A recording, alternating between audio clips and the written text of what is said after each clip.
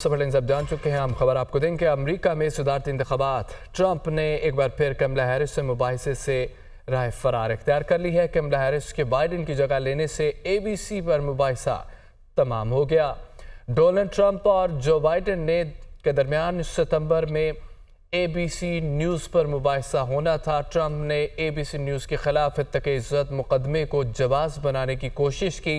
Donald, उम्मीद है कि तुम नजरसानी करोगे, मुबाहिसे के स्टेज पर मुझसे मिलोगे, कमला हैरिस की जानिब से कहा गया। अगर कहने के लिए कुछ है तो डोनाल्ड, तुम ज़रूर आओगे, कमला हैरिस की जानिब से ये कहा गया। ट्रंप ने खौफजदा होकर मुबाहिसे से दौड़ लगाई है। अमेरिका में सदारती इंतखाबात, ट्रंप ने एक बार फिर कमला हैरिस से मुबाहिसे से राह फरार अख्तियार कर ली है। कमला हैरिस की बाइडेन की जगह लेने से ABC पर मुबाहिसा तमाम हो गया। डोनाल्ड ट्रंप और जो बाइडेन के दरमियान सितंबर में ABC न्यूज़ पर मुबाहिसा होना था। सुप्रीम कोर्ट के PTI को मखसूस नशिस्तें मिलने के फैसले पर जस्टिस अमीनुद्दीन खान और जस्टिस नईम अख्तर अफगान के इख्तलाफी नोट जारी कर दिया। इख्तलाफी नोट में कहा है कि PTI मौजूदा केस में फरीक नहीं थी। दोनों जजेस ने अक्सरियती फैसला ताहाल जारी न होने पर भी सवालात उठा दिए। इस्लामाबाद से रिपोर्ट देखिए।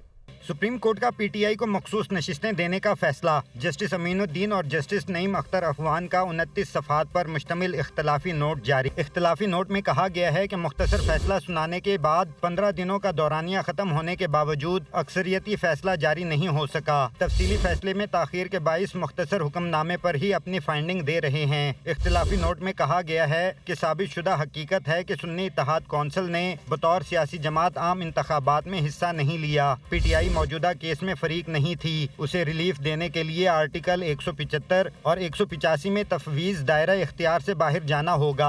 PTI को रिलीफ देने के लिए आइन के आर्टिकल 51, आर्टिकल 63 और आर्टिकल 106 को मुअत्तल करना होगा। इख्तिलाफी नोट में सुन्नी इत्तेहाद कौंसिल की जानिब से इलेक्शन कमीशन को लिखे गए 4 खतूत भी शामिल किए गए हैं। नोट में कहा गया है कि 39 या 41 अरकान असम्बली जिनका मुख्तसर अक्सरियती फैसले में हवाला दिया गया है, ये मामला कभी मतनाज़ा ही नहीं था। किसी अदालती कार्रवाई में यह एतराज़ नहीं उठाया गया कि अरकान ने सुन्नी इत्तेहाद कौंसिल में शमूलियत इख्तियार नहीं की। सुप्रीम कोर्ट में फैसला जारी होने तक भी PTI फरीक नहीं थी। कमल शोजिब के वकील सलमान अकरम राजा ने भी दलाइल में वाज़े कहा कि मखसूस नशिस्तें PTI को देने से इत्तफाक नहीं करता। हमास के सरबराह इस्माइल हानिया की शहादत की तहकीकात में मुतज़ाद दावे और खित्ते में बड़ी जंग के साए मंडलाने लगे हैं। अमरीकी वज़ीर दिफा लॉयड ऑस्टिन का जंगी बहरी जहाज मशरिक़ वस्ता में भेजने का हुक्म। ईरान ने इस्माइल हानिया के कत्ल के शुबे में मुतअद्दिद अफराद को गिरफ्तार कर लिया। ईरान का इसराइल से इस्माइल हानिया पर जानलेवा हमले का बदला लेने का इंदिया।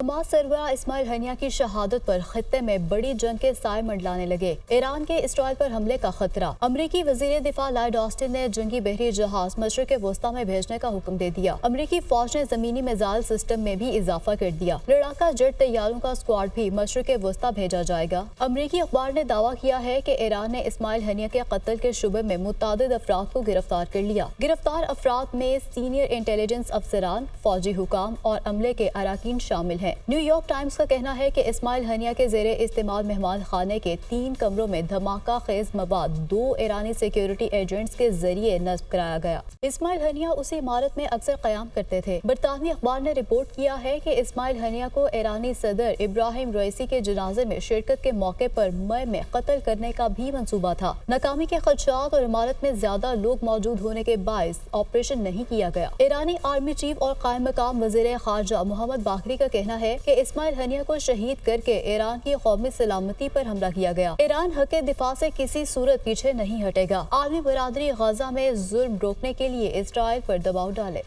ईरानी वज़ीर ख़ारजा का पाकिस्तानी हम मनसब इसहाक डार को टेलीफोन पाकिस्तान से OIC इजलास में शिरकत की दरख्वास्त। इसहाक डार ने कहा कि पाकिस्तान इजलास की हिमायत करता है, इजलास में भरपूर शिरकत करेंगे। इस्लामाबाद से रिपोर्ट। नायब वजीर आजम इसहाक डार का ईरानी कायम मकाम वजीर खारजा से टेलीफोनिक राब्ता। ईरानी वजीर खारजा की पाकिस्तान को OIC इजलास में शिरकत की दरख्वास्त। इसहाक डार की इजलास में शिरकत की यकीन दहानी। तर्जुमान दफ्तर खारजा के मुताबिक टेलीफोनिक गुफ्तगू में इसहाक डार का कहना था कि पाकिस्तान OIC के वज़राए खारजा के गैर मामूली इजलास बुलाने की मुकम्मल हमायत करता है और इस इजलास में भरपूर शिरकत करेगा। इसहाक डार ने ईरानी वजीर खारजा से गुफ्तगू में इस्माइल हानिया के कत्ल पर ایرانی قوم اور قیادت کے ساتھ گہرے رنج و غم کا اظہار کیا۔ اسحاق ڈار نے ایرانی وزیر خارجہ کو آگاہ کیا کہ وزیر اعظم پاکستان نے اسماعیل ہنیہ شہید کے بہیمانہ قتل کی شدید مذمت کی، جبکہ پاکستان کی قومی اسمبلی نے اسماعیل ہنیہ کے قتل کے خلاف متفقہ قرارداد بھی منظور کی۔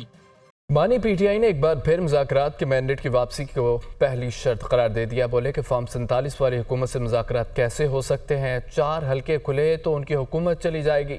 بانی پی ٹی آئی نے شیر افضل مروت سے متعلق سوال کا جواب دینے سے گریز کیا۔ رپورٹ۔ مذاکرات کے لیے مینڈیٹ کی واپسی پہلی شرط، مذاکرات آئین کے دائرے میں رہتے ہوئے کریں گے۔ بانی پی ٹی آئی کی اڈیالہ جیل میں صحافیوں سے گفتگو۔ بانی پی ٹی آئی کا کہنا تھا کہ اس حکومت سے کیا مذاکرات کروں، 4 حلقے کھلنے سے جن کی حکومت ختم ہو جائے گی۔ انہوں نے کہا کہ میں نے محمود خان اچکزئی کو صرف سیاسی جماعتوں سے مذاکرات کا کہا تھا۔ بولے سب سے بڑا یو ٹرن وہ ہے جس نے ووٹ کو عزت دو کا نعرہ لگایا اور بوٹ کو عزت دے دی۔ بانی پی ٹی آئی نے شیر افضل مروت کو پارٹی سے نکالنے کے سوال کا جواب دینے سے گریز کیا۔ خیبر پختونخوا حکومت کی جانب سے 9 مئی کے واقعات کی انکوائری کے لیے جوڈیشل کمیشن بنانے کے لیے خط پشاور ہائی کورٹ کو موصول ہو گیا۔ ذیشان کاکا خیل کی رپورٹ۔